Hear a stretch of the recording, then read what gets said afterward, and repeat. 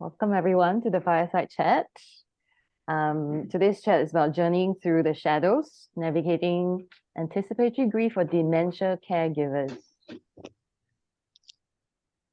Yeah, we still have people coming in, but we'll start with the intro first. So we're privileged today to have grief specialist Gracie Mak, and we also have two caregivers here who have previously cared for or are currently caring for their loved ones with dementia. So we have Dr. Rinkoo Ghosh there smiling with us. And then, hello. And then we have Imran also here with us today. So my name is Ming Lee. I am the founder of the Life Review, and our mission is here to shift conversations about death, dying, and bereavement forward. So today, I'm really honored to be able to help moderate this session.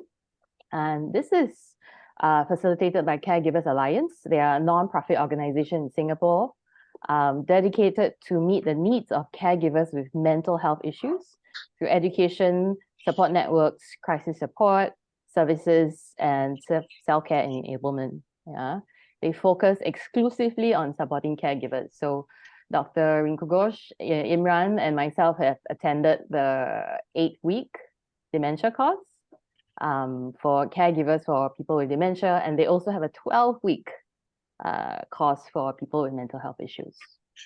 Yeah, so quick session etiquette. We will have Q&A towards the second half with our caregivers, but you are encouraged to type the questions in the Zoom chat. So please have your Zoom session on mute throughout so that we can manage this whole chat. Yeah, the session will be recorded. If you choose to, you can watch the recorded session for 2 weeks after today. Okay. There will be mentions about death and suicide ideation. If this is uncomfortable in any way, please either seek help. We have people here. We have an army of people supporting to make sure that this fireside chat goes on smoothly. So either reach out, or if it's really uncomfortable, then do take the opportunity to exit the chat if that's what is needed. Okay.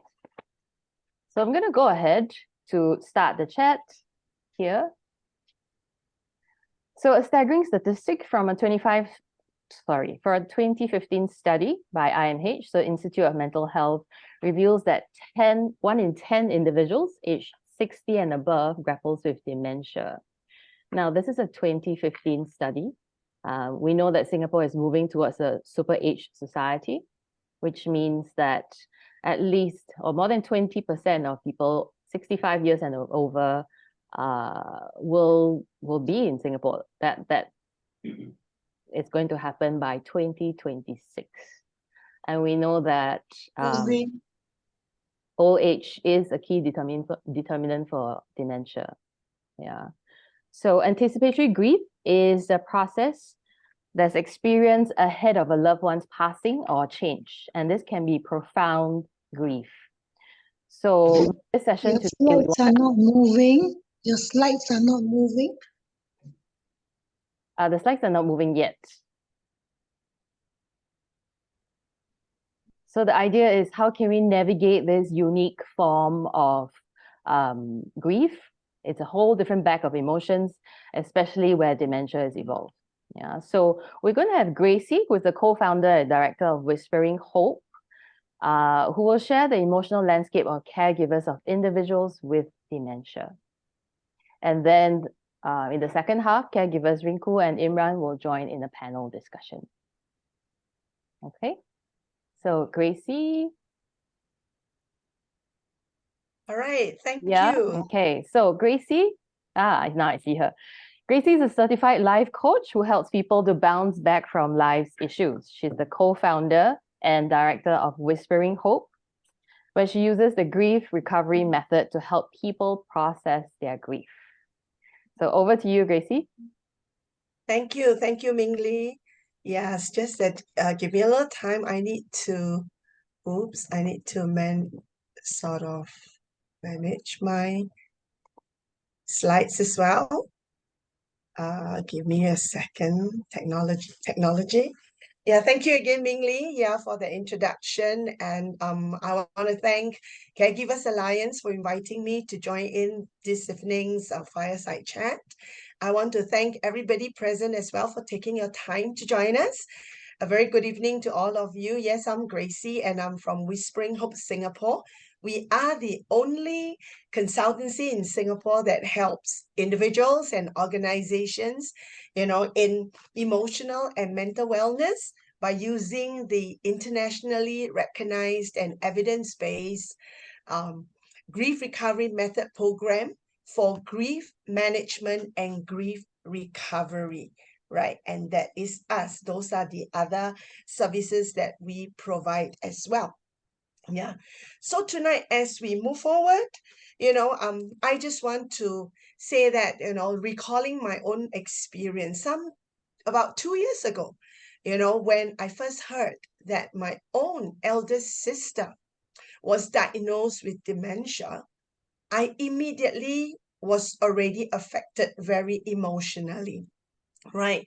So, I am sure for all of you, dementia caregivers, it must be so challenging, right? To have to provide the daily needs of your loved ones, to manage their anticipatory grief and also your own emotions at the same time, and like what Ming Li mentioned just now, it has been reported that these are the statistics that we can anticipate even in the years ahead of us. So with that, we can do the math ourselves. How many of us would be deeply impacted emotionally, when we become caregivers of loved ones, especially when they are diagnosed with dementia, right? And why is this so? It is because with every onset of, serious illness, all of us caregivers, we already start to anticipate the major changes that are going to happen in our life, and together with those major changes, we can expect lots of disruption in our life. And with these major changes and major disruptions, we definitely will have emotional reaction. And sometimes they can be so complex and so difficult to understand, we don't really know what's happening to us. So tonight, I'm going to share with all of you as caregivers, right, how to go through your emotional journey with better self-care, because of better understanding, so that you can build your emotional resilience, right? So tonight, I'll be covering topics like anticipatory grief, loss and grief, misconception of grief, grieving process, how does grief recovery work, and some tips for bouncing back. Yeah. So what is anticipatory grief? Now, is it possible for all of us to experience grief even before the passing of our loved ones? While our loved ones are still living, can we already start grieving? The answer is yes. And it is because grief does not just happen when death occurs, especially with the diagnosis or the progression of degenerative diseases. Take, for example, dementia, right? Caregivers already start to grieve because we anticipate what is to come, right? And therefore, when we grieve over a loss that has not yet happened, that is called anticipatory grief or forward grieving. Because caregivers already start to think, about what's going to happen when changes start to occur, what's going to happen to my life as we move forward, right? And at the same time, as caregivers, we need to deal with the anticipatory grief of our loved ones as well, on top of our own emotions. So you can imagine that fear of the unknown, the fear of the loss of jobs, loss of finances, loss of health, loss of possible functional capabilities in the future. All these add together, they can be so frightening, right? So here is just a list of an example of some responses to anticipatory grief that any one of us can have, whether we are the caregiver or our loved ones themselves. So these are just some indicative for you to understand that when you start to feel that you are going through some of these emotions, or your loved one is going through these emotions, then you are experiencing anticipatory grief, right? Okay, and in some early research, it was suggested that anticipatory grief, they can help people better manage their grief after the loss.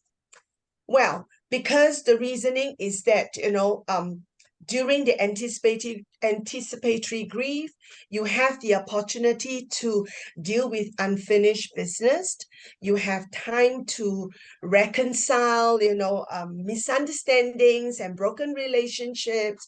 You are able to say your goodbyes. You are able to plan somewhat the adjustments that you need as you move on in life. And because of that, you will be able to manage, when the grief after the loss of death happens. So this is the suggestion of some earlier research.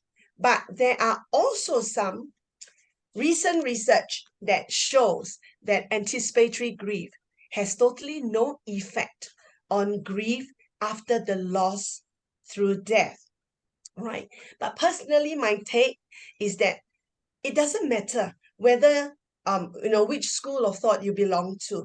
It is very crucial and vital that you understand, and have a good knowledge of what loss and grief is all about, so that you know how to deal with your own loss and grief, whether it is anticipatory or after the actual loss, so that you can journey through your grief well. And if you need to seek help, you do know where to go for the help, right? So I'm going to start with, continue to share with you what loss and grief is all about. So the definition of loss that we work with is that loss is the end of or a change in a familiar pattern of behavior. That means every time you encounter a major change in your life, you experience a loss.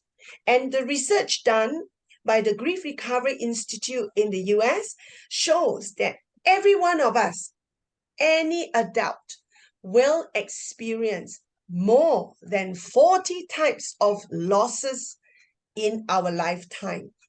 Sounds scary, isn't it? Because most of us, we associate grief with only death. But no, grief is associated with any kind of losses that we can experience in our life. And here's just some examples. Significant relationships include, relationships of parent and children, husband and wife. So when there's a death, that is the obvious one. Divorces, breakups, bad relationships. All these will cause us grief. And as you can see, the list that I've listed is just to name a few. And what we need to know is that with all these losses that we will experience in our life, we will get the emotional reaction, which is what we call grief. And grief is normal and natural. But if we do not know how to deal with our grief and we leave it unmanaged, it will become very unhealthy. Yeah. So I just want to pause here and just share some real cases of grief, so that you can relate with some of this. Like, for example, I worked with a gentleman, a young gentleman in his middle age, right? He lost his brother who just blacked out, collapsed at work, and went into a coma, right?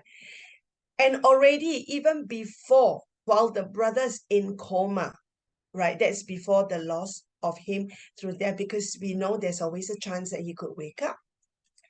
But already when the brother was in coma, my client was already in distress because there was this worry, that he may lose his brother completely. The loss of his relationship with his brother, whom he calls his buddy. They were very close. And what happened was, in the course of that event, their father was so badly affected. He fell ill very, very seriously, to the point that my client had to quit his job to help his mom to look after the dad. So with the loss of his relationship with his brother, he already lost his father's health. Then he lost his job, which naturally leads to the loss of finances, right? And all these have added on stress. And unfortunately, some months later, the brother passed. So you can see, when we experience one single loss, it can ripple into so many other losses that is beyond our control, that it is not even caused by ourselves. But all of this would cause us to react emotionally, and that is what we mean by grief. So we grieve when all this happen. Now, let me give you another example, maybe a bit closer to home. I have another client in her 40s, right? She was the sole primary caregiver, the only caregiver to her mother with dementia.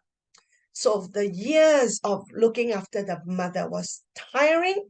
And on top of that, as the mother deteriorates in her condition, she had to give up her high-paying job to take on a part-time job so that she has more time to look after the mother.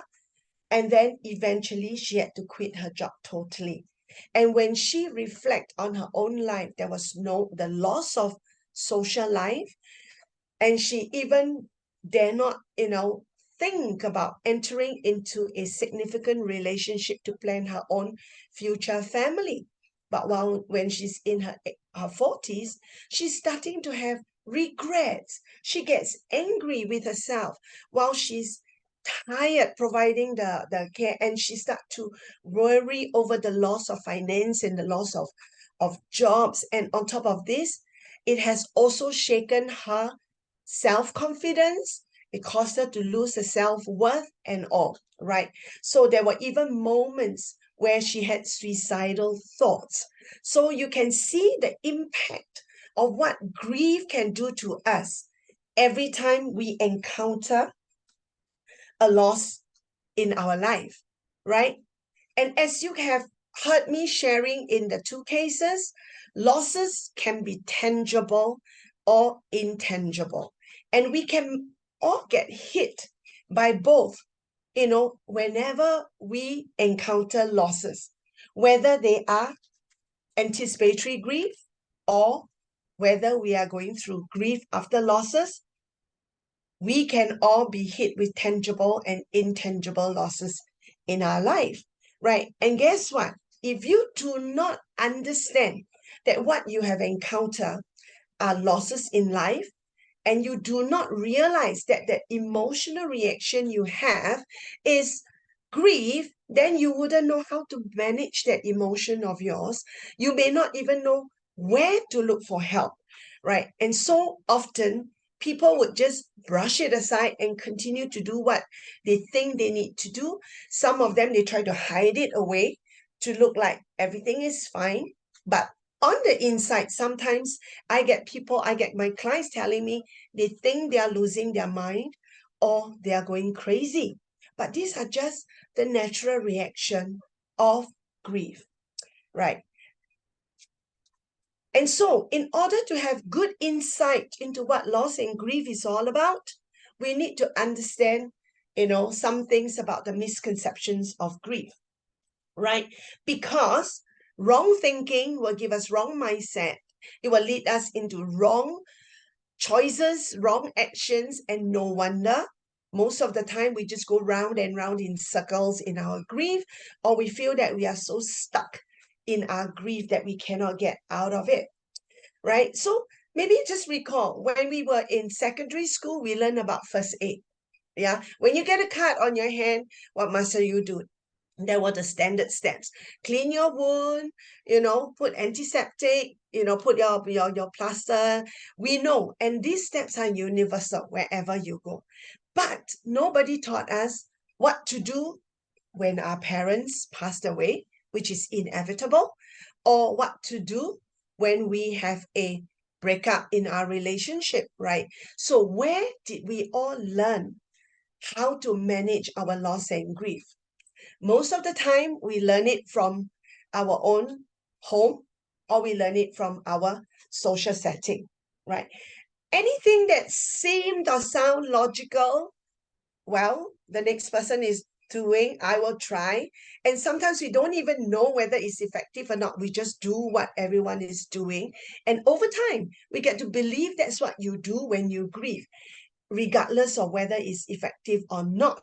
You see, and unfortunately, most of these logical actions or solutions that we think can help, they really are not helpful when it comes to the heart matter. So therefore, it is a very critical factor that we need to unlearn the misconceptions that we have of grief so that we can learn the correct way of journeying through our grief towards our recovery. So now, just to give you an example, because I don't have time to go into too many of them, like, don't feel bad. That is a wrong conception. Like, we all think it is not appropriate to feel bad in front of our friends or in public. Now, where did that come from? Let me bring you back to when you were 2 or 3 years old. When your favorite toy, your one and only favorite toy, is broken. How do you express? Now you know the word is grief, right? How do you express your grief at that time? You cry, right? You run to your mommy crying. But what does mommy tell you? Mommy loves you so much. She doesn't want you to feel bad because that is an uncomfortable feeling. So mommy said, oh, don't feel bad. Don't cry. It's okay. Go take another toy. But when you realize that mommy doesn't understand when you are 2 or 3, that toy is your entire world. Your world has collapsed. So what do? You cry louder. Then now mommy responds, right? Hey, stop your crying. Behave yourself. Stop screaming so loudly, right? And maybe as guys, you get it a little bit worse. You are told, guys don't cry. You cannot cry. You need to man up. So you can imagine with such, teaching that we get from such a young age, as we grow up as adults, no wonder all of us, we believe it is not right to feel bad.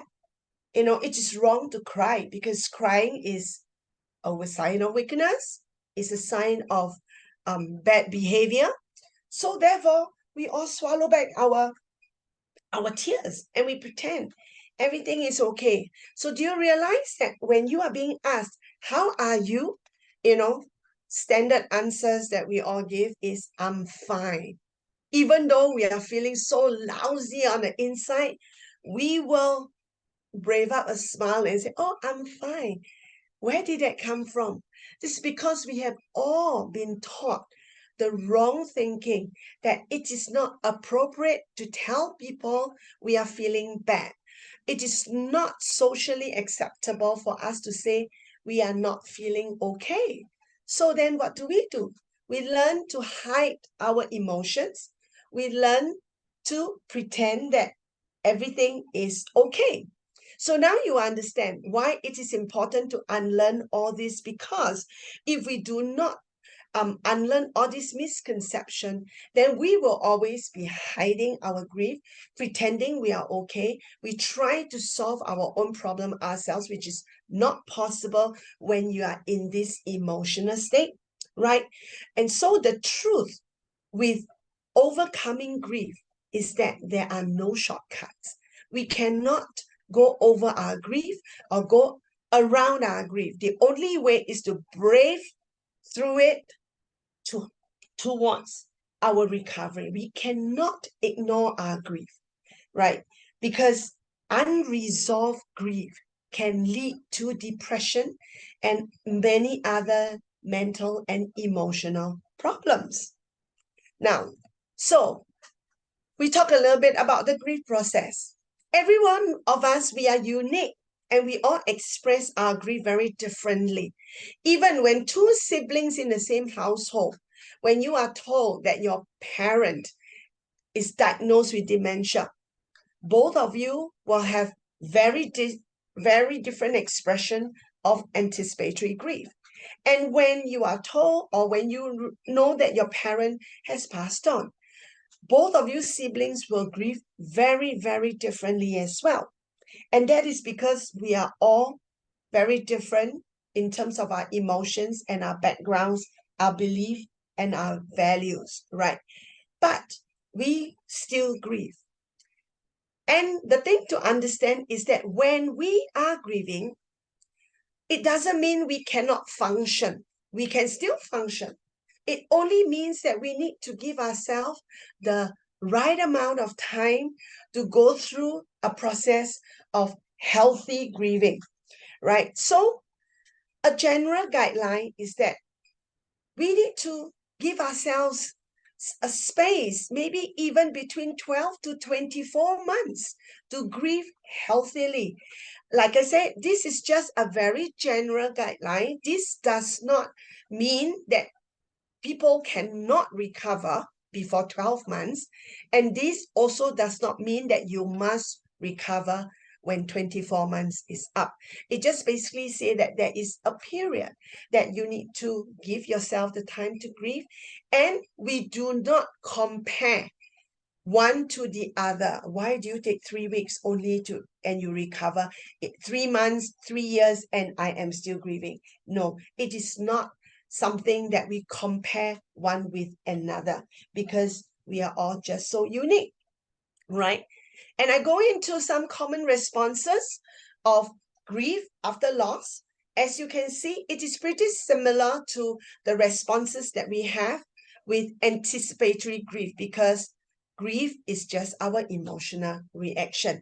So basically, again, I list all these more for you to understand that when you experience yourself having some of these responses, you know that you are grieving. They form good indicators for you to know that you are grieving or even your loved one is grieving. Like, let me just give you an example. Say if you are usually a very chatty person, all right, you say hello to all your neighbors that go past your home. When you go to the office, you love to have a chit chat in the pantry, but suddenly you just avoid eye contact, you avoid conversations with everyone, right? Then you are kind of not behaving like your usual self. Or let's say if you find your loved ones, who's usually very easygoing, very chill, but suddenly he or she is picky on everything. Nothing seems right. He is just so easily irritable and he gets angry with every little thing that you do, and he or she makes remarks that are really very uncalled for. Then you understand that your loved one is just going through a bout of grief because that is just the way he or she responds. So then is to give you the indicator so that you know when to seek help or when to give the help that is needed by your caregiver, right? Now, so how does grief recovery looks like? Grief recovery is achieved only through small and correct actions that the griever must take himself or herself. There is no other way around it. So earlier on, I emphasized about unlearning misconception. That's because correct choices must be made. So now I emphasize the actions that we need to take in the process of recovering from our grief. They needs to be very small and doable and achievable action in that time when you are grieving. Okay, now, so what does grief recovery look like? you start to feel better, and only you and you alone will know you are feeling better, because you can recall the day when the loss hit and how you felt the moment you experienced the loss versus while you are journeying through. When you know that you're feeling better, you know you're on the road to recovery. You can start to enjoy fond memories. When you remember all the happy times, you will not be so afraid that you will be hit with all the bad times that comes along with it as well, because you will come to a place to accept that it is all right to sometimes to feel sad, but you do not feel the pain, the regret, the blame, the guilt anymore. Then you know you are recovering. And also, when you are able to start to forgive the people that have caused you the loss, right? When you are able to forgive these people, you know you are recovering or you have recovered. And you also realize that talking about your loss is normal and it is healthy, right? That you will not be at a point whereby you don't even want to face it. You don't even want to mention it. When people talk about similar situations, you walk away even. But you come to a place where you are even able to share it, even to encourage somebody else who is grieving also, right? So with all this said, at Whispering Hope, we use the grief recovery method. Like I mentioned earlier on, it is a internationally recognized and evidence-based program. So when we use this to journey with every one of our clients, right, what we do using this program is that we help our clients to give a voice to their suppressed emotions, because suppressed emotions do not just disappear on you. They are basically just staying dormant inside of you, waiting for another loss to come by you, and they may all just erupt at the same time, right? And we also journey with our clients to help them to express and move beyond their emotional pain.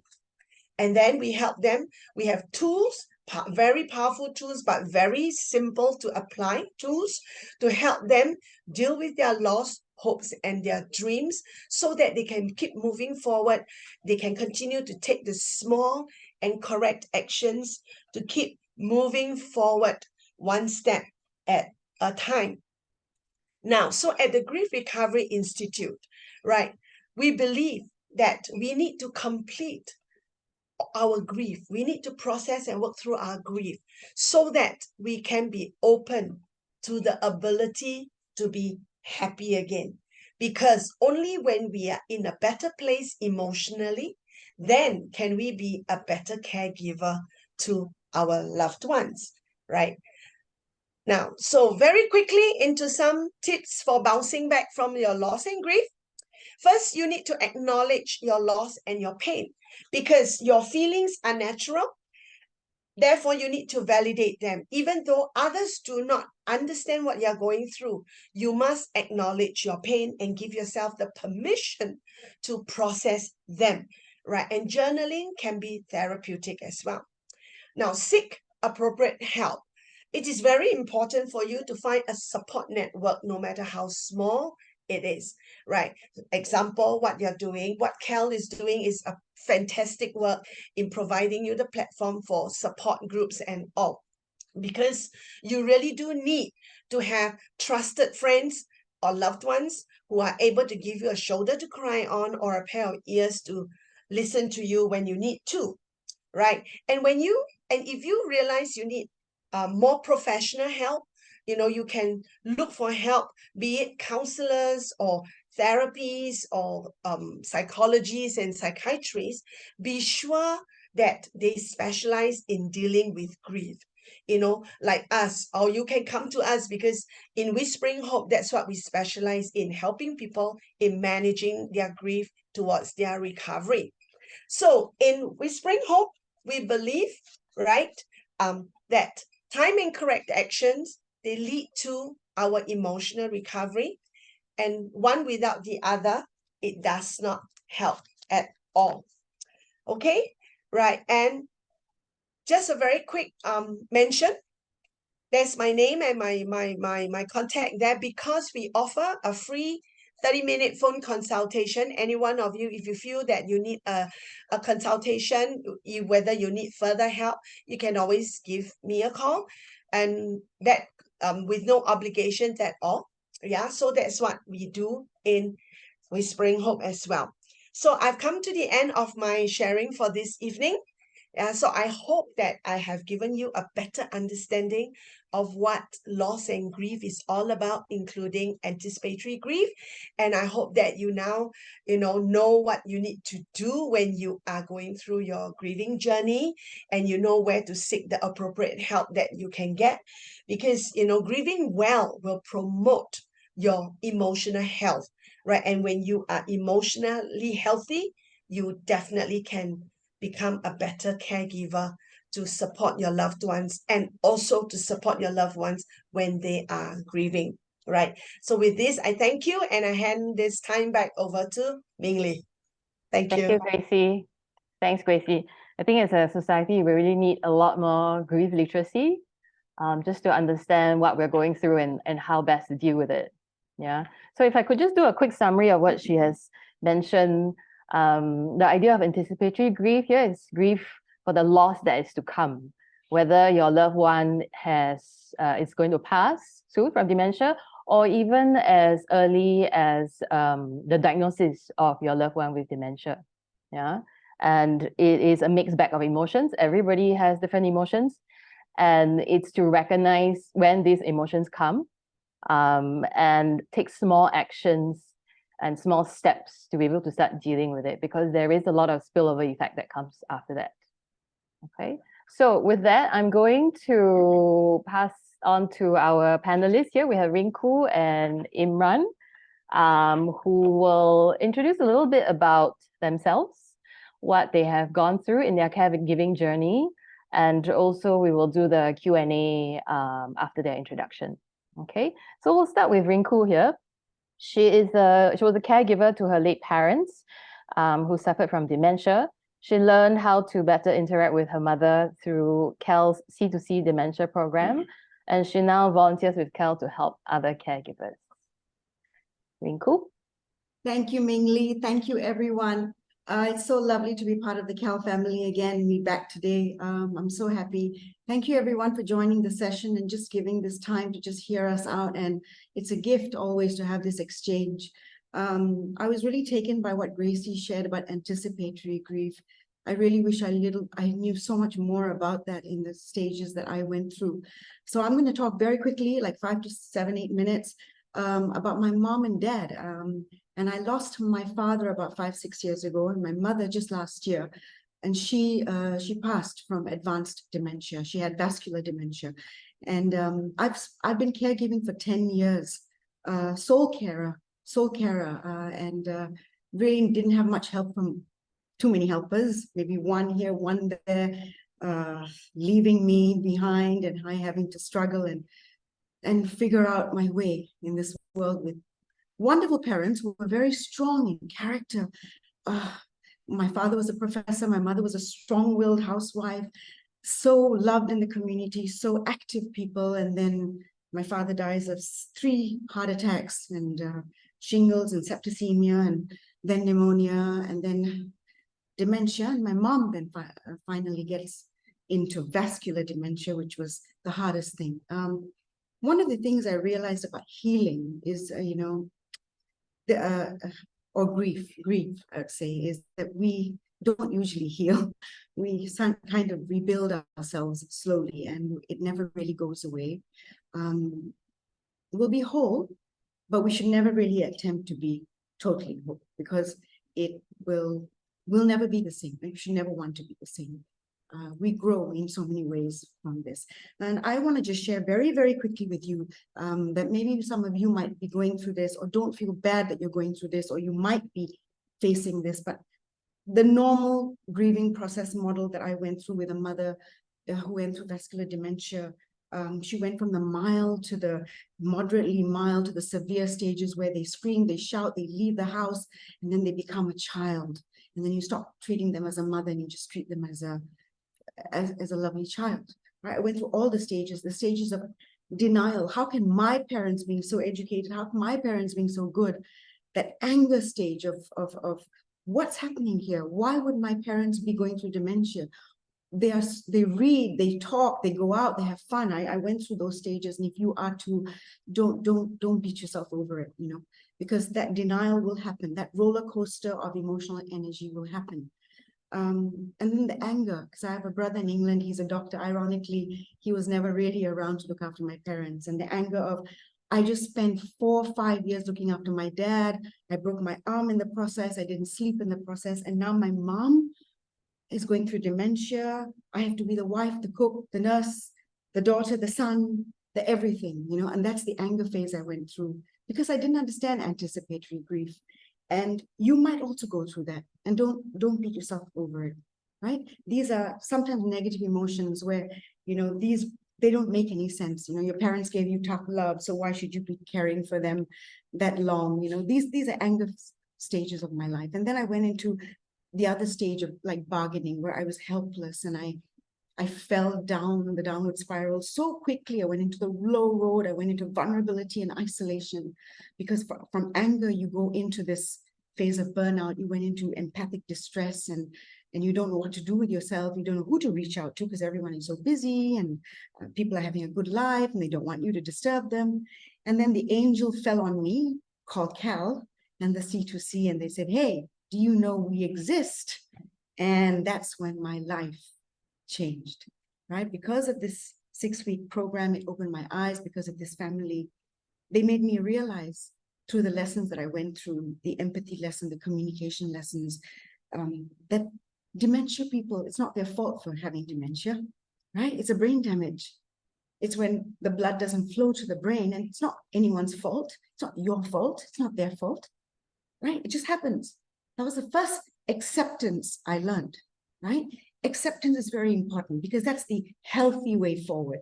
Whether you are grieving anticipatorily or you're grieving after, it's an important thing to accept, right? And I didn't want to accept dementia. How can my mom fail the cognitive test? Such a clever lady. But then when I accepted and I let things sink in, I started to say to myself, let me try to get myself unstuck here. The most important thing about life is to give the quality of life, right? It's not her fault she had dementia. It wasn't my father's fault, right? It's the way it is. So don't correct people. Mom, do you remember I said this to you? Mom, I told you, Mom, who am I, Mom? Who am I, Mom? Stop all those things, right? I told myself, don't be reactive. Don't do, or get angry. Just connect with a human being. They all have needs, just like us. The software hasn't died. The hardware has, right? And it's very, very important. That's when I remembered when Gracie said, healthy forward, you know, make some correct choices, go in the B, don't always do. Don't hurt yourselves, you know, just take things one step at a time, small steps, right? Don't be a martyr. It is what it is, right? It's very important that you stay proactive and not reactive, because only when I accepted, which was a bit too late, my mom dies like 9 months later, that's when my grief never goes, because I blame myself for not being in this. Why didn't I pick these signs up? Why didn't I get into connection with her and not so much correction? Why didn't I try to normalize the death process? And why didn't I give my time to say my goodbyes with her and have my memories with her? You know, I did everything for my parents, everything, right? Everything. I never, ever did nothing. I clinically helped them in every possible way.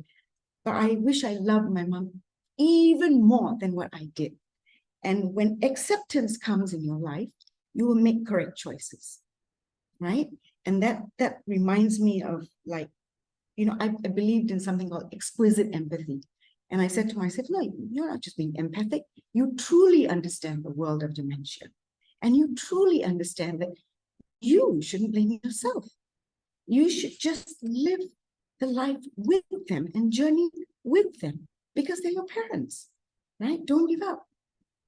Reach out like Cal reached out to me, and just find beauty. And the most important thing, guys, is don't worry. It's the worst thing to worry. It doesn't do you any good. Okay, so today, am I still grieving? Yes. I found a new place. I physically moved so that I can have my space and I can grieve a little better, in a little bit more healthy way. I connect. I learn to relearn this world again, right? So be kind to yourself and just know that once you accept dementia or you accept what it is, right? It changes the way you look at things and it helps you frame. Because it was a marvelous revelation for me because I could not. I was living in this negative downward. And then I realized that's not the way to live. Make it graceful. Make it graceful for them. And then my mom became my child, not my mother. And then I had the last 9 months of just love, pure love. And they love you so much after that. And I think I'll stop there because we'll have questions and we'll talk about this journey and about anticipating and about handling grief. So let me just say, that's all I'll say for now. Yeah, thank you. Thanks, Rinkoo, for sharing. I wish you could be in the same room now. I can give you a hug. Big hugs. I owe you one. So I just thank you for that heartfelt sharing. One of my teachers, and she's an expert in dementia, and she talks about how when you're working with someone with a loved one with severe dementia, you think about it as a pearl, that the person is a pearl. He or she is still there, but hidden deep within. And so it's up to us to evolve, to relook at our grief, to change the way our relationship is with our loved one. Yeah. So with that, I'm going to pass this to Imran. Imran has been caring for his mother with moderate dementia since 2011.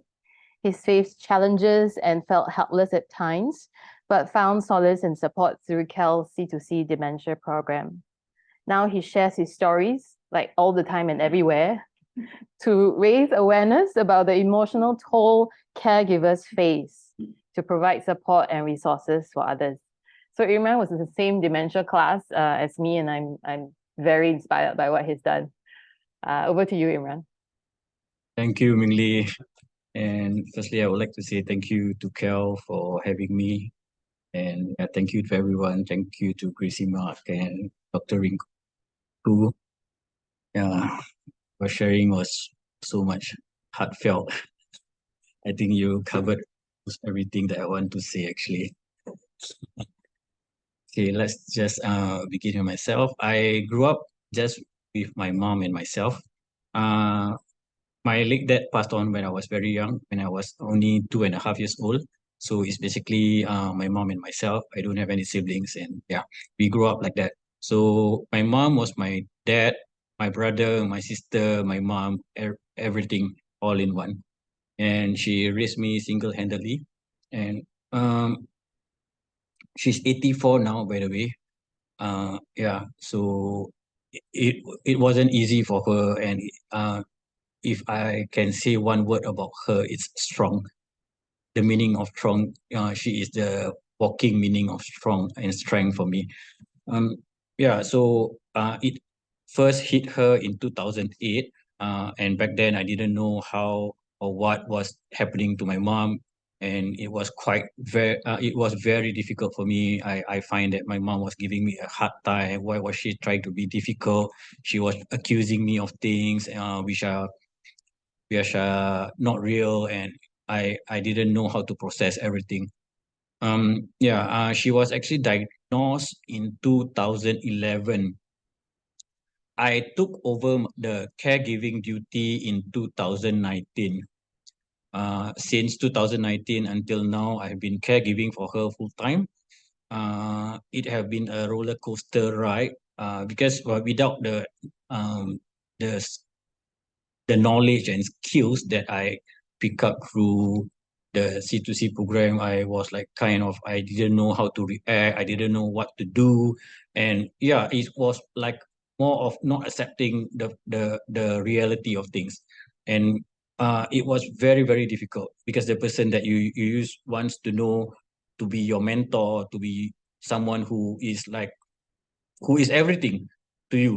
And now she turns into someone who is like, I would say, the reverse roles now. She is my my child, or my offspring. I'm the parent. I'm caring for her. The exact same things that she told me not to do, she would be doing now, and I would be telling her the same things that used to tell me not. When I do something that is like, something that I shouldn't be doing. And fast forward to 2022, which is only last year, and I had the opportunity to get to know Cal, which I am really grateful for. Yeah, moving forward after I graduated from my 8-week program, and the rest is history. Um, because I knew how to actually handle the situation better. For example, my mom is a hoarder. She hoards, and she hoards big time. She can keep anything from styrofoam boxes, bamboo poles, you name it. She got like packs. And yeah, she keeps styrofoam boxes. Those after you eat, she keeps, you imagine, like 2 years, 3 years, 4 years of styrofoam boxes. You imagine the amount of styrofoam boxes she keeps. So it would be very difficult back then for me to actually want to even throw one piece of that styrofoam box. Uh, I would I would try to rationalize with her, hey, this one you don't have to keep, you cannot keep. What for you want to keep? All this is like rubbish. No, this is something that I want to keep, I want to hold dear. So it's actually the solution to the problem is actually simple. It's I just go with what she wants, and actually when she goes into the room, I can just throw away whatever that is like the things. Is that simple. Yeah, it sounds simple, but sometimes when we are faced with that problem, we may not know how to even overcome it. And yeah, it's important as caregivers. I just want to emphasize this, that we are equipped with certain knowledge of what is dementia. Sometimes we don't understand what is dementia. I used to not know what is dementia. Yeah, it's actually yeah, like what the panelists have said earlier, is something that happens to a person, and that person, him or herself, is also struggling with. And we cannot change the way they think. We are supposed to change the way we think and how we want to love our loved ones in a different manner. And that is very important. Accepting is the key to moving forward. If we cannot accept the fact that, hey, my mom is like turning into a child and I'm becoming the parent, and if I cannot accept that thing, I think I would never be able to move forward. Because the fact lies in this, and this is something that people do not want to even discuss, but it's a reality. Somehow, some we are gonna lose our loved ones. It's either we lose them first or they lose us first. It's a reality of life, and it's something that we cannot escape from. And everybody is gonna go through that grief, and grief is not something that we can put a timeline to it. Oh, I only need to grieve for 2 weeks and I'm A-okay. It's just allowing yourself to grieve is important, because sometimes we just want to put a brave facade, or just portray to our close friends or relatives that we are okay, but it's actually we are just keeping it inside, and we are not actually allowing ourselves to grieve. Because for my situation, my mom is still around, my mom is still alive, but the fact is I'm living in a home of two persons, but I am like literally alone. I do not have anyone to share things with. I cannot speak to my mom and get rational answers. And it's basically, I will try to hold a conversation with her. She used to be chatty, by the way, and she likes to tell her stories 30, 50 years ago, but now she is more reserved. She doesn't speak much. And that is the fact that I have to prepare myself and in a way accept that dementia is like that. Her condition will decline slowly, and it will come to a point, it will progress downwards. And to be able to uh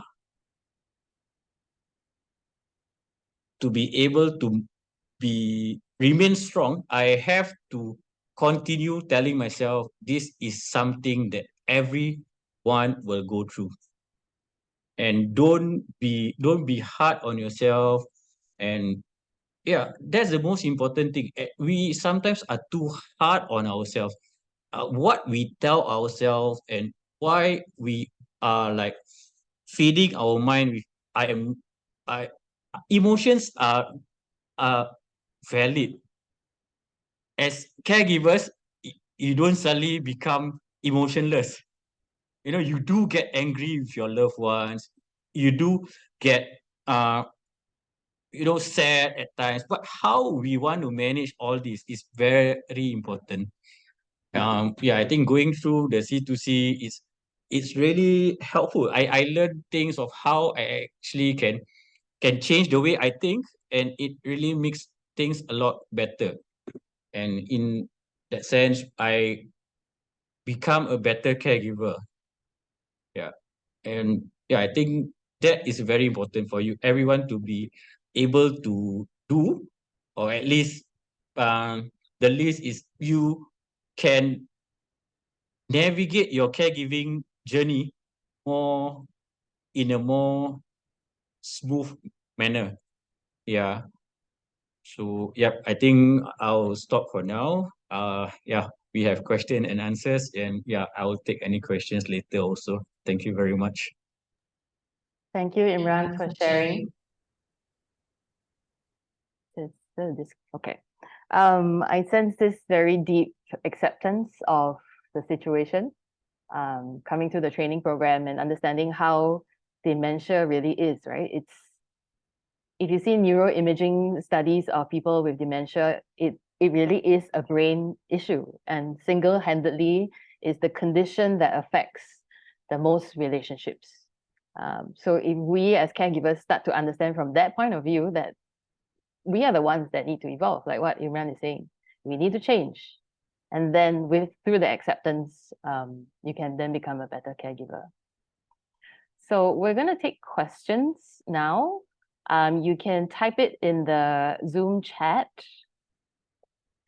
And I'm going to just start with one from Busy Bee.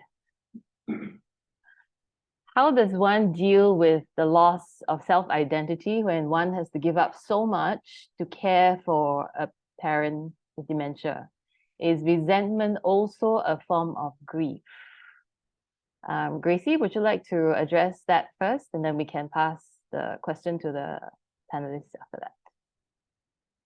Yes, definitely resentment is part of the grief that you're going through. So it depends on the experience that you went through, right? That went into the loss, what causes it, so with better understanding of the situation, we definitely are able to help you to journey through, to identify all the emotions that you felt while you're grieving over every specific loss. We cannot just lump it all up and just try to get rid of all the emotions at the same time. It is so with the loss of, say, for example, the loss of the health of your loved ones, what emotions you're feeling, how was that grief journey? And then we have to work through that. And if that leads to the loss of a job, then what's the grief that was involved in the loss of the job? And then that leads to the loss of your identity. And then what happens, so every step, every detail needs to be worked through. And then maybe by the time you reach the loss of the identity, there is resentment even over your loved ones, and there's confusion, right? I love my mom so much. How can I be resenting her? And that is causing more grief to you as well. And you need to work that out. And remember, earlier on, I did mention that with grief recovery, it comes with forgiveness of the people, you know, in that journey. So if there were people along the way that has caused you to lose your self-identity, that needs to work through as well, right up to the forgiveness of the people involved. That is a very deep work that needs to be done. So when I work with my clients who struggle with self-identity, it does take a lot more work, a lot more effort, you know, because the intensity of that grief is very deep. Yeah, so I hope I can answer that question in this way too, because I don't have a full, you know, picture of the situation. Yeah. Imran or Rinkoo, do you want to add to what Gracie has said?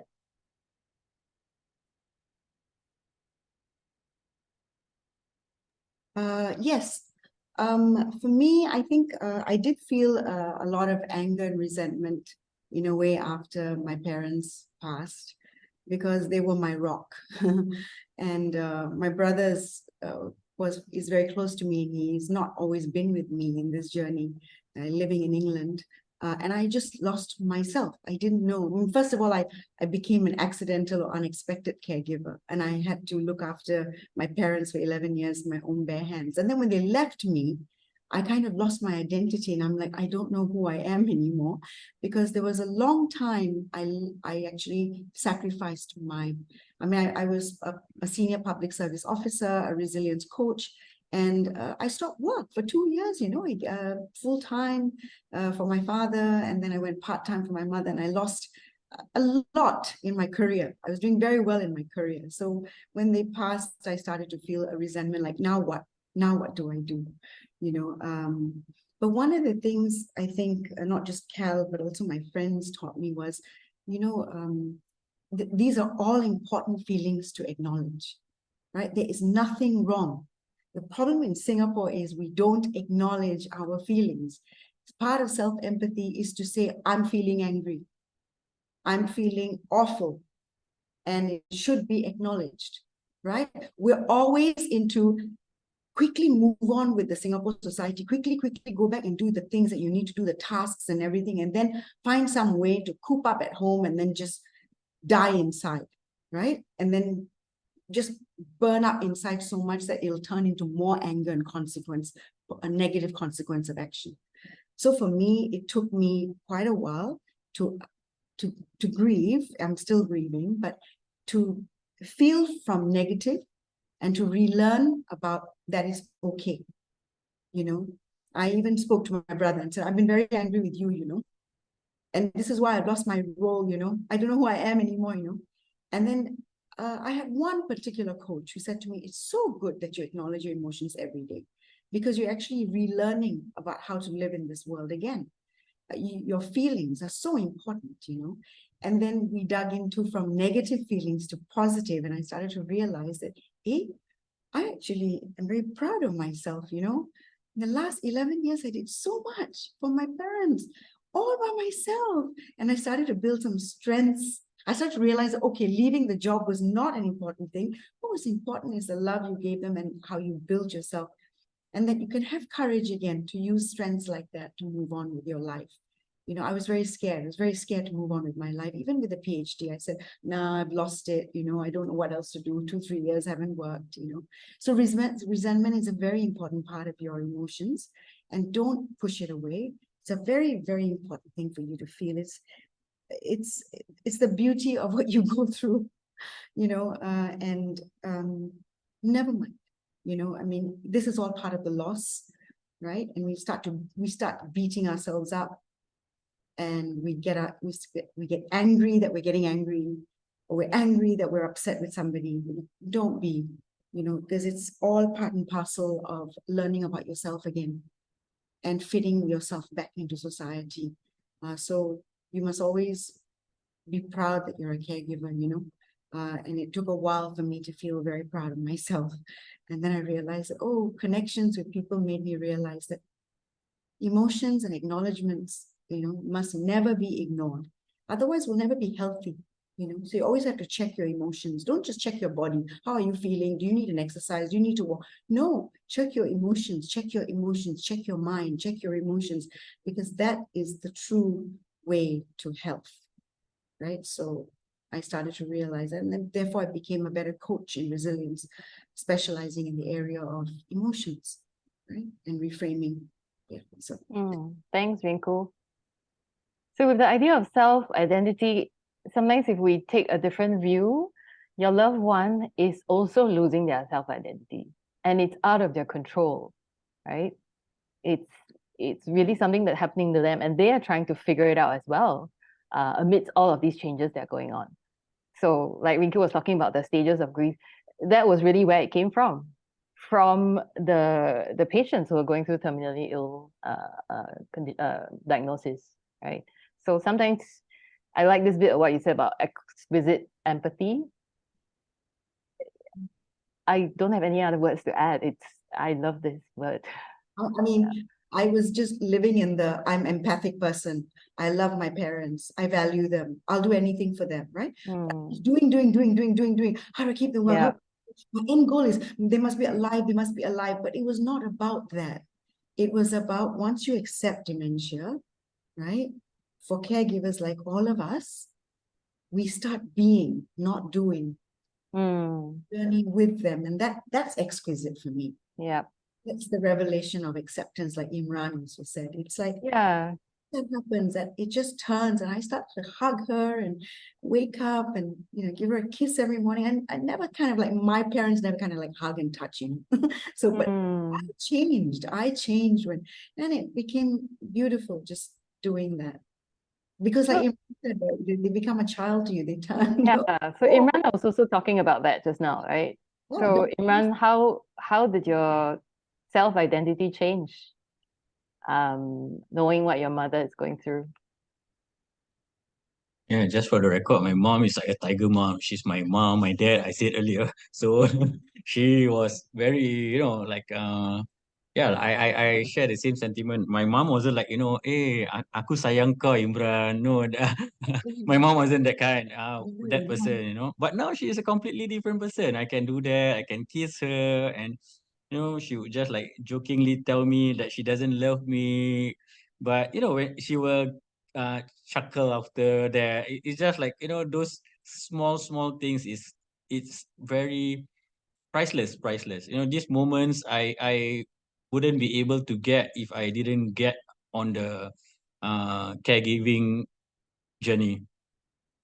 And yeah, losing my identity or losing my goals or my dreams was certainly something hard for me to accept in the initial stage. I was like in my 30s, early 30s, going to, when I then moving to mid 30s, all these would be my prime years where I should be, or yeah, should be in terms like achieving things, what the others are achieving out there. But at this point in life, I feel that I am very content. I am content with what I have. I am content with what I'm doing. I don't see it as a burden, but I see it as a privilege. My mom is 84. How long more does, I can never repay whatever my mom has done for me, raising me up single-handedly, since I was a child to what I am uh, until today. And the least I could do is when she have slowly lost her mind, if I can put it that way, I am just there to walk this process together with her. And in identifying that, I overcome all the so-called goals or dreams that I did not manage to achieve. I think this is so much more rewarding than anything else that I could have asked for. And so I just want to say to all caregivers out there, it is a blessing. I completely agree, it's challenging, but it is rewarding and is also transformative. Transformative in the way I change my mentality and the way I change my perspective in life. Because now I see things as not many things actually really matters in the end. What is it that matters in the end is what I am working towards now. Not things that I wanted badly then or what people impose onto me I should have to define success. And yeah, I think it completely changed and nothing I would trade for what I have now or what I'm doing right now. I would trade for anything of that. I am very content with what I have now. Thanks, Imran. So there's one more question as a follow-up on resentment. If you accept the person's dementia, you will not have any resentment. Gracie, would you like to chime in on that? Yeah, okay. Yeah, acceptance is key. Acceptance of, their loved one's condition is key. But it is not about just head knowledge, I accept, I have to accept, that's not going to work because grief in the reaction that you have is really a matter of the heart, right? And that acceptance has to come from within yourself. It has to come from your soul, to your emotions, where you really come to a place to accept it. So therefore, for that to happen, there needs to be a lot of processing that needs to go on in that journey, right? And like what Rinkoo mentioned earlier on, is really about, and what Imran mentioned too, is about shifting your perspective. Sometimes when I work with my clients, I tell them, if I can just help you to shift your perspective by 1 degree, that's a great achievement. Things can start when you start to look at things very differently. Because again, what does that acceptance mean to you? That is key, and then that's where you have to really, really internalize it and know what is it that you are willing to be fully present for in that acceptance of the situation. Yeah. Yep. Thanks, Gracie. So I'm going to move on with the idea of acceptance and really also taking care of yourself, right? In this long journey, it could be anywhere from a couple of years to more than 10 years. And self-care is always a big topic for caregivers. The way I look at it is it has to be radical self-care. Yeah, you can do the occasional, go to the spa and go for a massage, but it needs a lot more than that, right? So that you can sustain this long journey. So just to Imran and Rinkoo, seeing your loved one deteriorate can be stressful.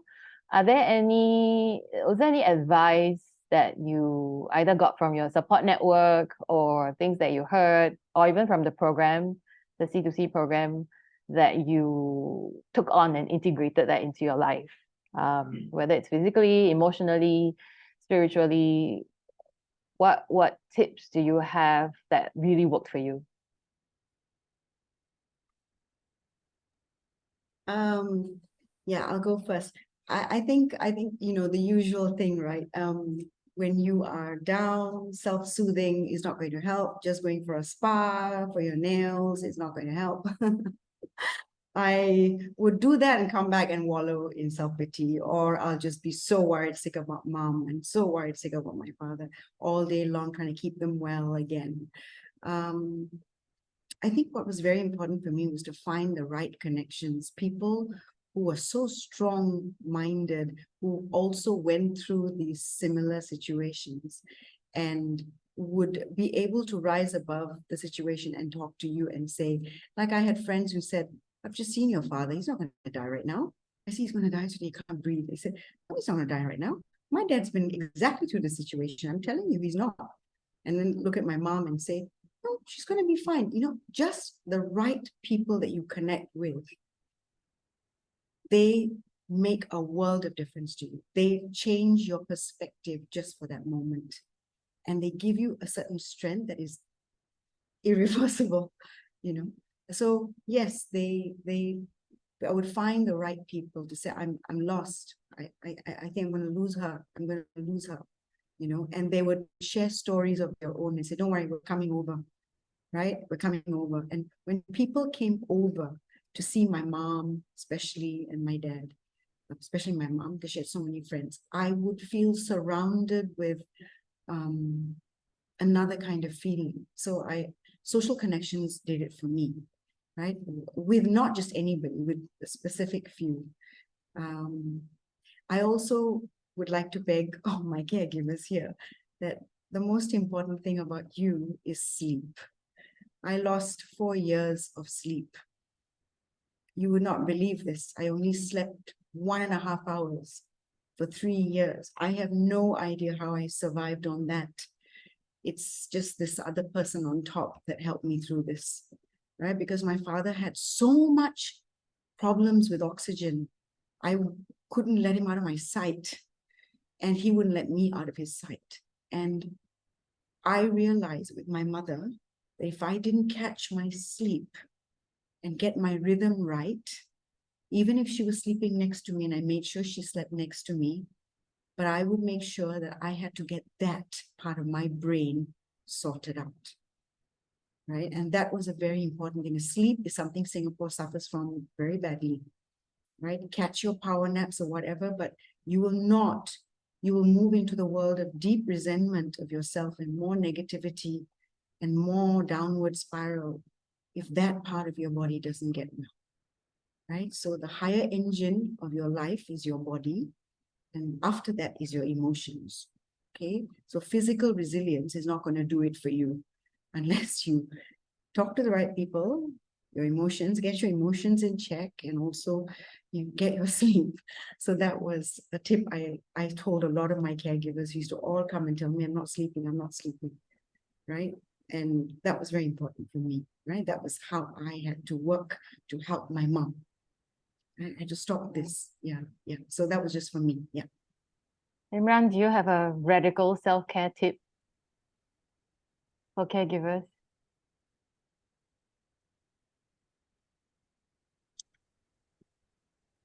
I think it is a lot got to do with accepting the situation. I give you an example.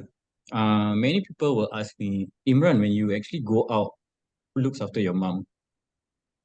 So that is the question I always get, and I will tell them that she is alone.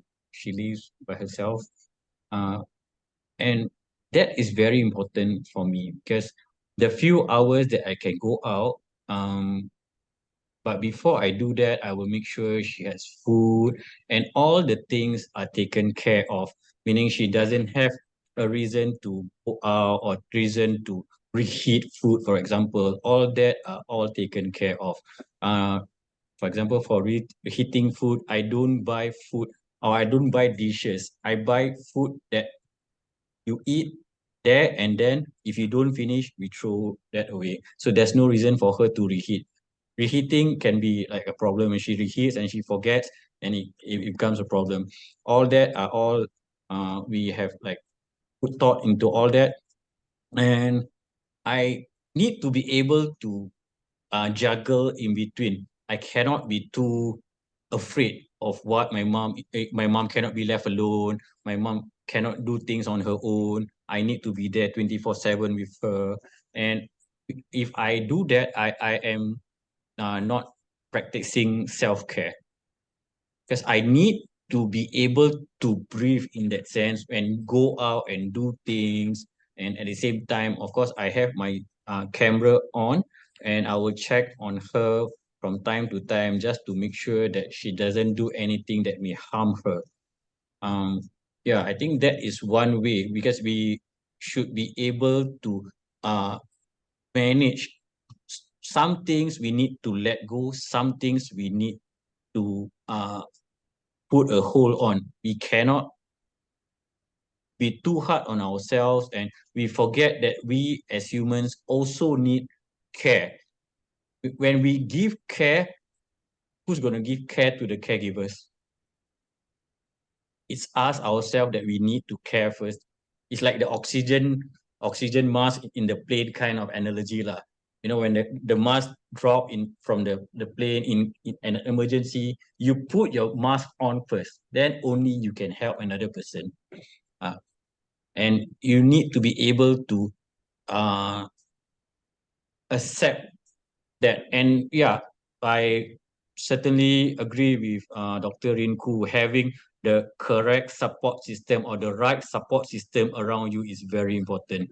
People who can uplift you, people who can give you the right kind of support or right kind of words, who they really listen empathetically. And I feel that we get that from our support group here, is because every one of us here are caregivers. So you can just say about something and everyone can resonate, everyone can connect. Oh yeah, my mom is also like that. My mom likes to procrastinate, for example. So it's easy, and it's powerful to have this kind of network where they can provide you the support. And that's where you feel that, oh, I am not alone. And that is very important in our self-care journey, which is very, very important in our caregiving journey. If we don't look after ourselves, and yeah, we will never be able to look after our loved ones. Thanks, Yeah. Imran. Mimi, could I just add Yeah, on sure, something yes. Imran was saying, and it was spot on. I think both Imran and I are trying to also say that one of the worst things for caregivers to do is to live with guilt. I shouldn't do this. I can't go here. I can't leave them alone. I shouldn't do this. I'm guilty. I have to stay home. I have to stay home, right? This is not good, right? So it's like Imran said, you have to find a way that you're looking after them, but then you have to quickly run an errand, or you have to quickly go and do things, and you just know that you've made sure that they're okay. One of the worst parts of not taking care of yourself or being in self-care is when you're always feeling this guilt that you should be always home. And you cannot move. If you move, something will go wrong, you know. But if you plan your resources to help your mother, like Imran said, like I did, I constantly, like him, have to plan everything before I left. And then I didn't feel so bad being out for 2 hours. Zita, I promise you there's a question. You do deserve a break. There are plenty of resources that will help you. We promise you, Cal, starting with number 1. I had the same feeling as you. I felt there was no one in this world that could help me. But then once you call out to one support group, there will always be somebody who will help you, right? This is one of the cycles I went into. There's no one. My mom's so unique. No one will understand her. So difficult, she always asks about her keys, all her money. She keeps running out of the house. Every dementia patient does the same. That's what we learn. Everyone's asking for the keys, the money. Where's my car? Where's my checkbook? Right? Everyone, right? You took my keys. The maid stole my blouse. Everybody, it's the same thing. Okay, everything by the book. Okay, everybody got, and I didn't even know that until I came to C2C. Right? So it's like everybody says the same thing, right? But you're not alone, right? And yeah, you're not alone. Yeah. Just to sum up what Rinkoo and Imran said, one is really having a support network, right? People who understand what you're going through, and you don't feel like you need to explain so much to them.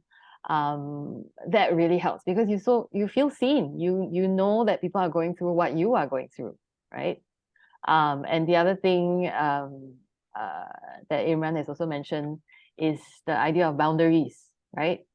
You block the time, you prepare for it, you do what you have to for yourself, because it's going to be a long-term journey, and you might think that you need to be around there 24/7, but then you call for support, call for backup, right?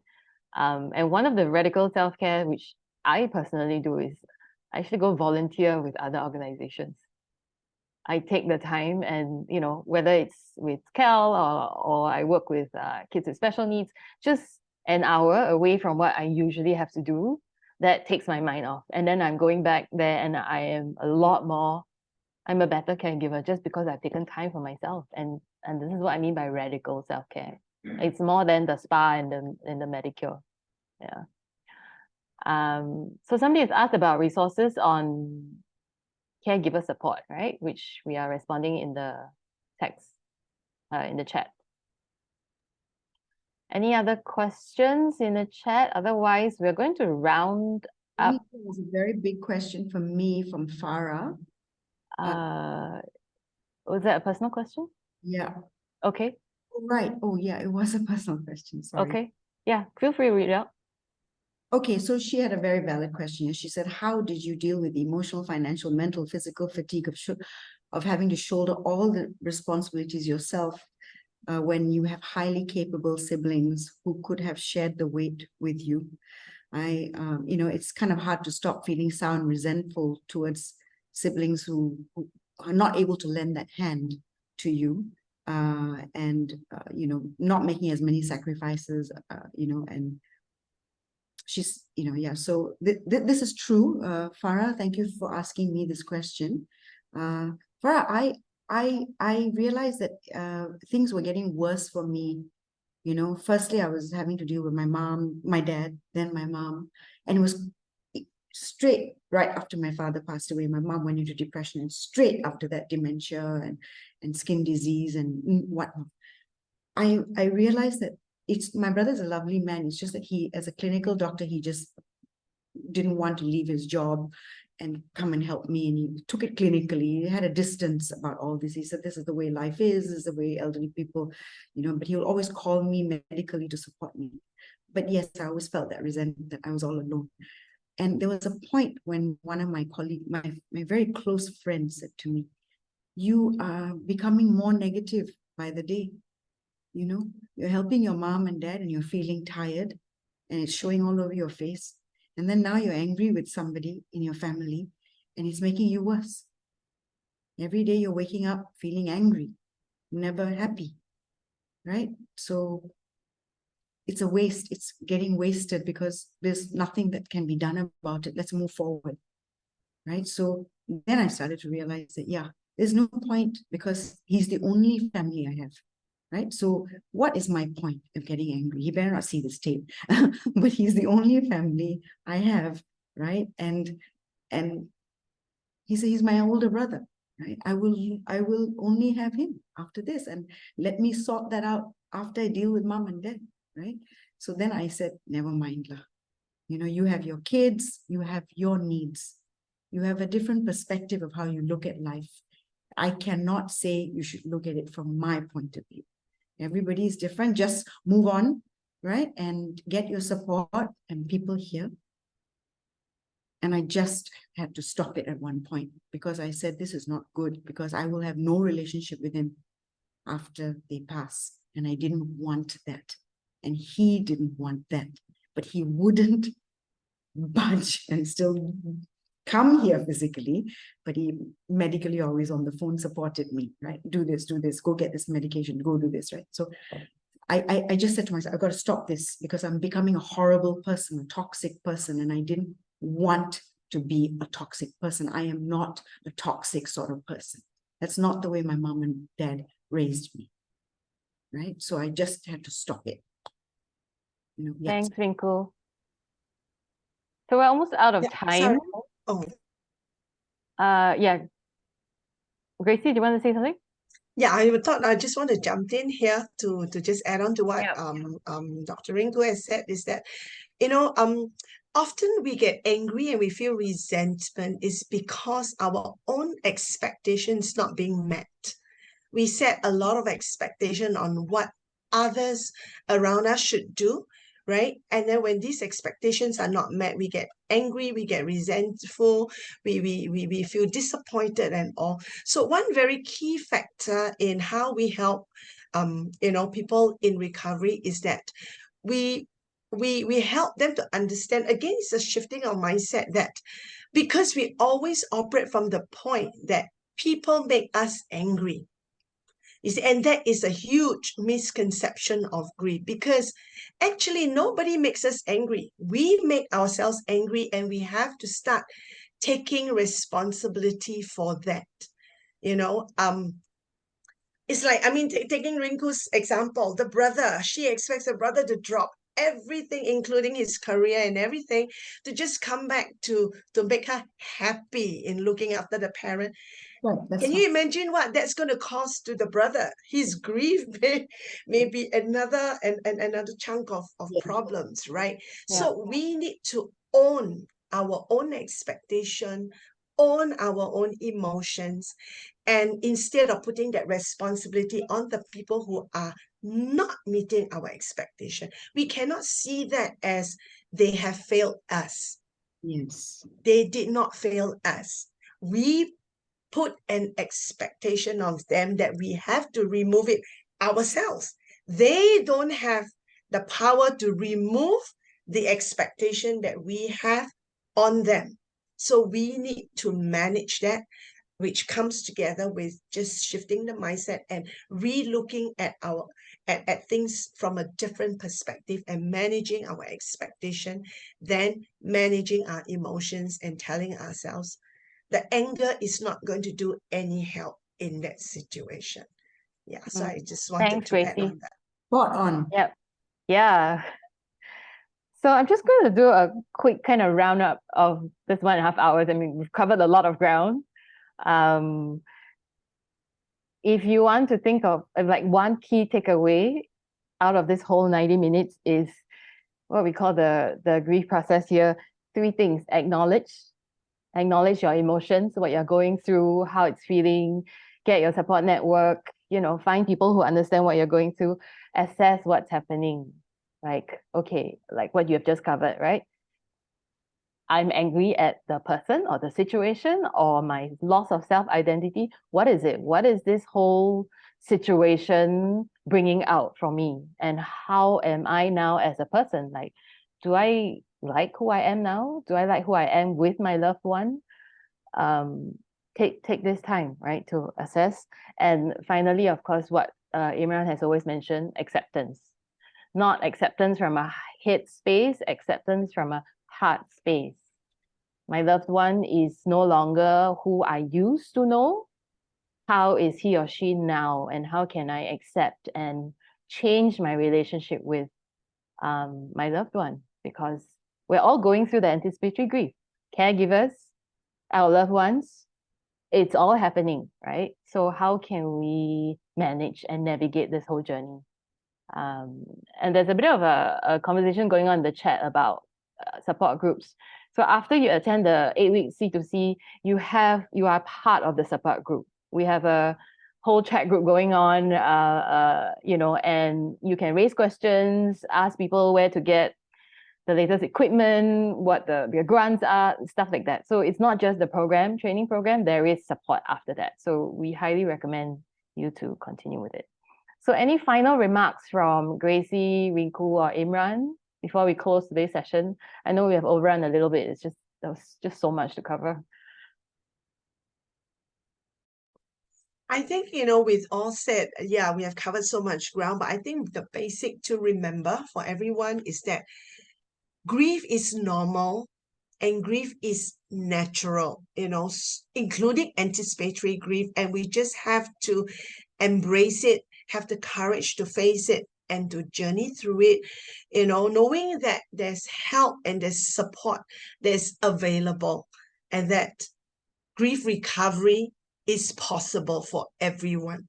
It is a choice that we have to make ourselves. Yeah. Rinkoo or Imran, any final remarks? One final advice or tip for everyone?